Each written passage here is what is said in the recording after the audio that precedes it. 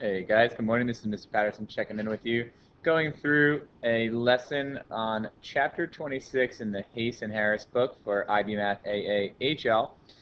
Chapter 26 is all about bivariate statistics, and we're, believe it or not, going to go through the whole chapter today because it's a pretty quick chapter, not too much that we have to focus on, a lot of technology, a lot of vocabulary, so let's get right into it.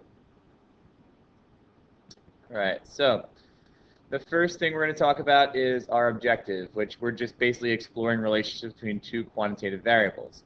So when we talk about two quantitative variables, we want to put them into a graph.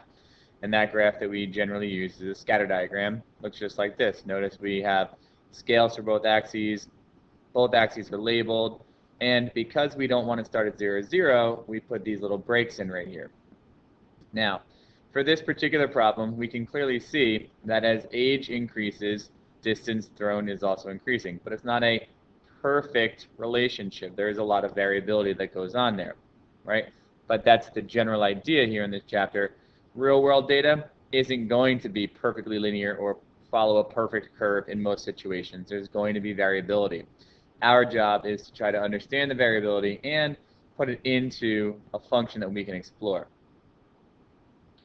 And when we're trying to talk about how strong the relationship is, we talk about correlation. So this correlation refers to the relationship or association between the two numerical variables. We can talk about the direction of the correlation, either positive or negative. We can talk about the form of the relationship, whether it is linear or nonlinear. Nonlinear relationships will be studied much more if you take future statistics courses in college. You can talk about exponential models, logarithmic models, power models, all kinds of different models. But for our purposes, we're either going to say it's linear or it's nonlinear. Then we can talk about how strong the relationship is. Generally speaking, we use the modifiers strong, moderate, or weak. Strong, obviously, if it's really, really close to that line. Moderate, weak if it's really, really far from that line. When we talk about outliers, the general term outliers is not new to you. I'm sure you've heard it before. But when we talk about it in a statistical point of view, we refer to this point out here as an outlier because it doesn't follow the general trend. There's another point down here that's far away from the rest of the data, but we don't refer to it as an outlier because it still follows that general trend.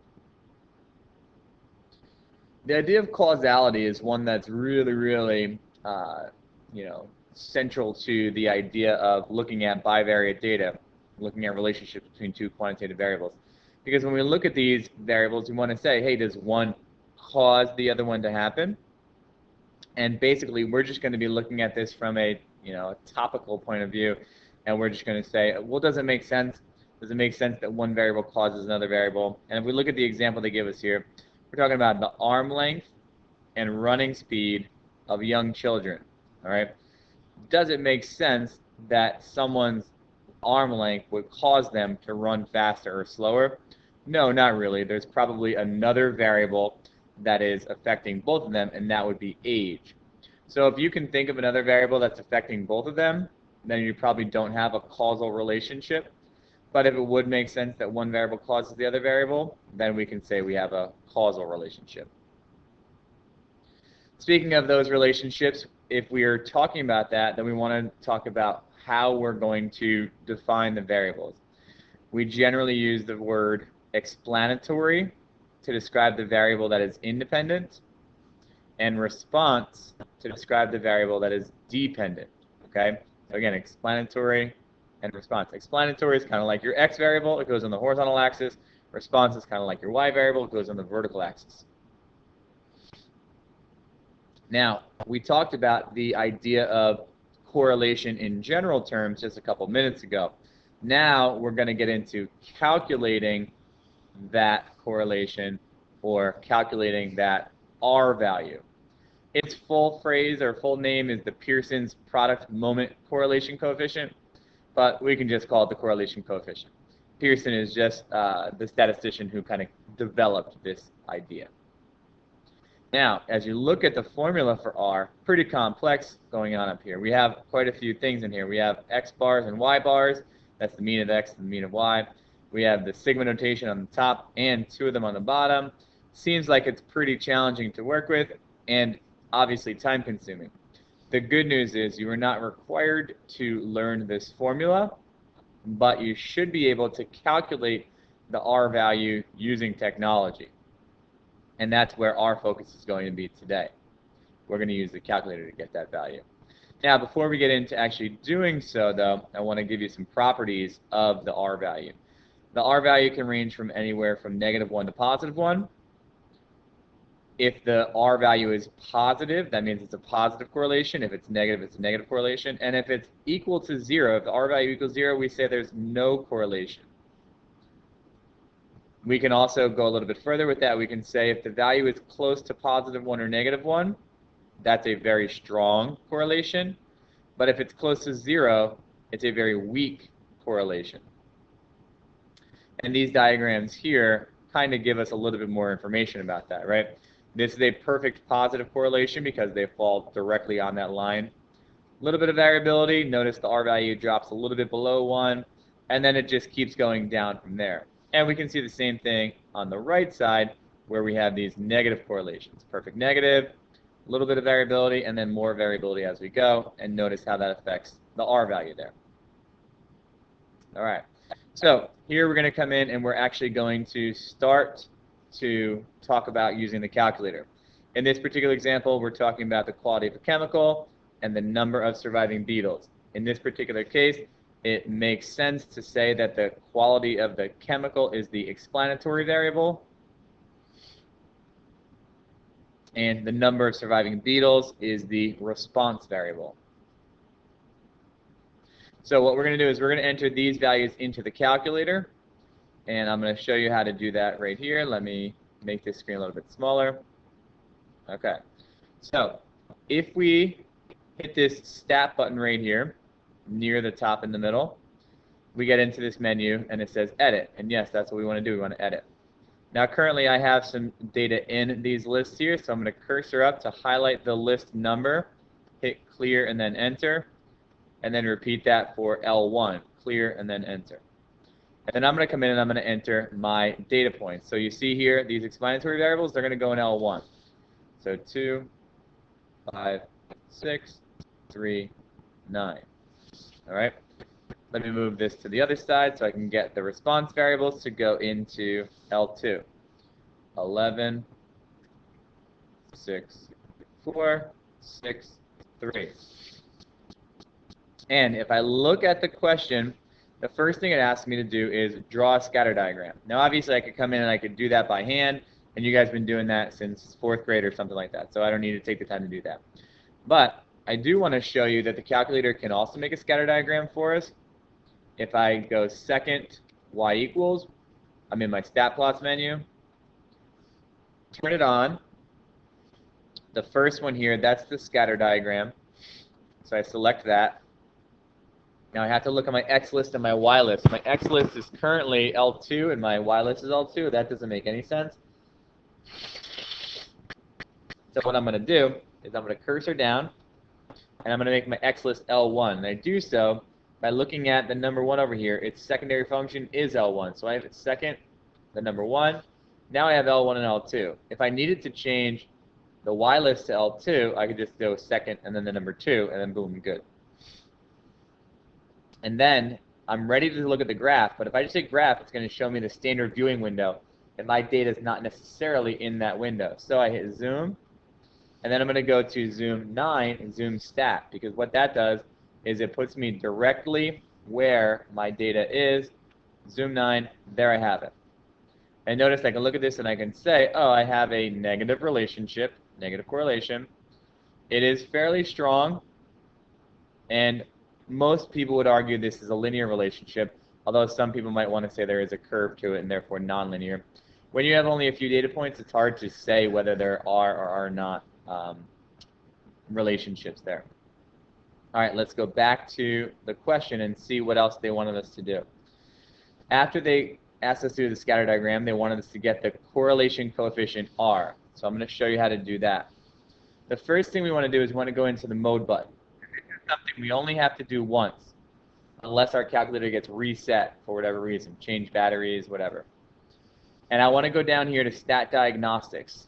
Now, the default is for stat diagnostics to be off. So if you've not played around with this before, there's a good chance that yours is off right now. Just cursor to the right to turn it on, hit enter, and then we're good.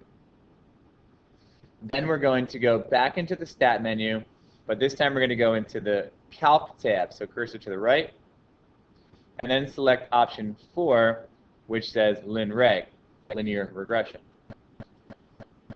And again, it's asking me for an X list and a Y list. Mine are good, L1 and L2. Frequency list should be blank.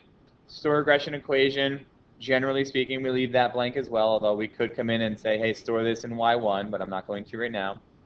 And I'm going to hit calculate. Now, in here, they give us an A and a B, which we'll talk about in a little bit. But for now, let's just focus on this R value. Here's our R value, negative 0.859. So it's negative, which we knew from looking at the scatter diagram, and it's close to -1, so it's a fairly strong negative relationship. All right, so there's how we get the R value. Then it says describe the correlation. Well, we just kind of did, right? We said there is a strong negative correlation between the quantity of the chemical and the number of beetles surviving. All right. Now, once you look at those relationships, you kind of want to use those relationships to make some predictions, but you have to be careful. This idea of interpolation and extrapolation is really, really key to when we can use relationships to make predictions. Generally speaking, in statistics, it's fine as long as your relationship is fairly strong. It's fine to make predictions within the range of the data. But if you go outside the range of the data, we refer to that as extrapolation. And in statistics, extrapolation is bad. So basically, yes, go ahead and make a prediction in here when we're in between the poles. But if we're outside, don't make predictions there because we don't know if the pattern is going to continue. So because of that, we don't predict outside the range of the data. Now, before I told you about the A and the B value when we did our stat calc 4. What those A and B values are represented right here in a regression equation of line, okay? Now it says AX plus B, so obviously the A value that we're talking about is the slope, and the B value that we're referencing is the y-intercept. Now, the type of linear regression equation that we're making is referred to as a least squares linear regression. Basically, what the calculator is doing for us is it's calculating the line that minimizes the squared deviations of all of the points to that regression line. So least squares means it's literally squaring that deviation. So if you think about it from this visual point of view, if I were to make these squares, the sum of these squares would have the smallest area possible compared to any other line that could be drawn here. Now that's more of a conceptual idea, not something you necessarily need to truly understand at this point. Just understand that the type of line we're creating is called a least squares regression line. So how do we do it? Like we said, we are doing in the graphing calculator. So we enter data in L1 and L2. Then we are going to go stat. We are going to cursor to the right to get to the calc menu. Then we are going to select option 4, which says Lin Reg. I believe then it says AX plus B after to tell you the form there. All right? And again, that's telling you that the A is the slope and the B is the y-intercept. All right, so let's take a look at this example. We're looking at income and grocery bills. Okay? So we're going to enter this into our L1, this into our L2, and then we're going to answer some questions about it. All right, so let's go back into our calculator, make things a little smaller so I can get it in there. Let's see, I can put it all the way over there. Yes, I can. Stat, edit, clear out these lists, highlight, make sure you're highlighting the L2, not in the first location there. clear enter, clear enter. Oops, didn't work there. Clear enter. And let's start entering our data points. So 55, 36, 25, 47, 60, 64, 42, 50. And you always want to do a quick double check to make sure you didn't push a wrong button or something like that. You don't want to get a whole question wrong just because you pushed the wrong button.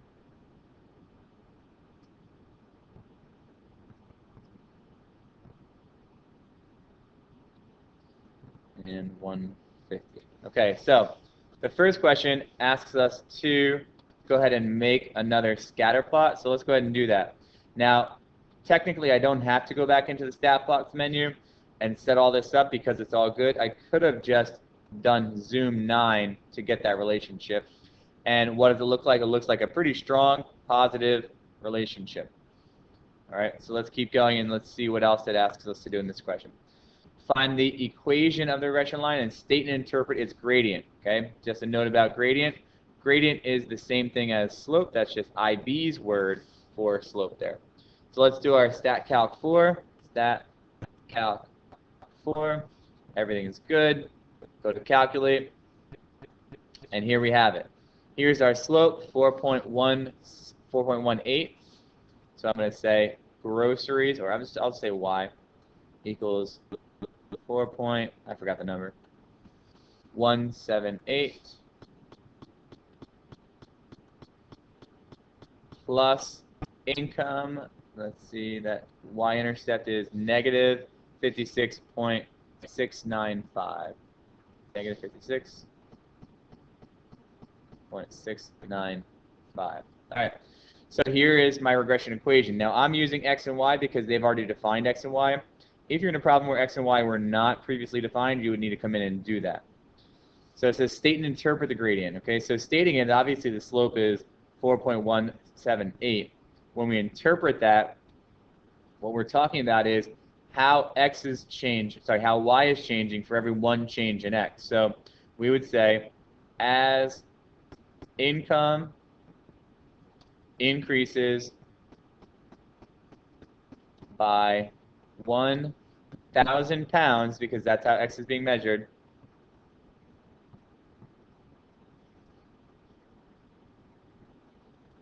y, which is grocery bill,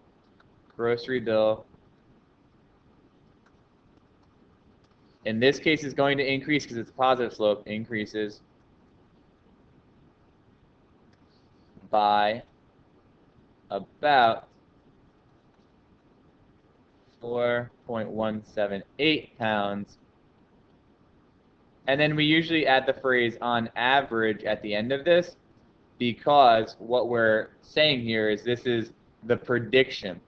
But in actuality, there's going to be variability, and it's not going to be exactly this linear relationship each time.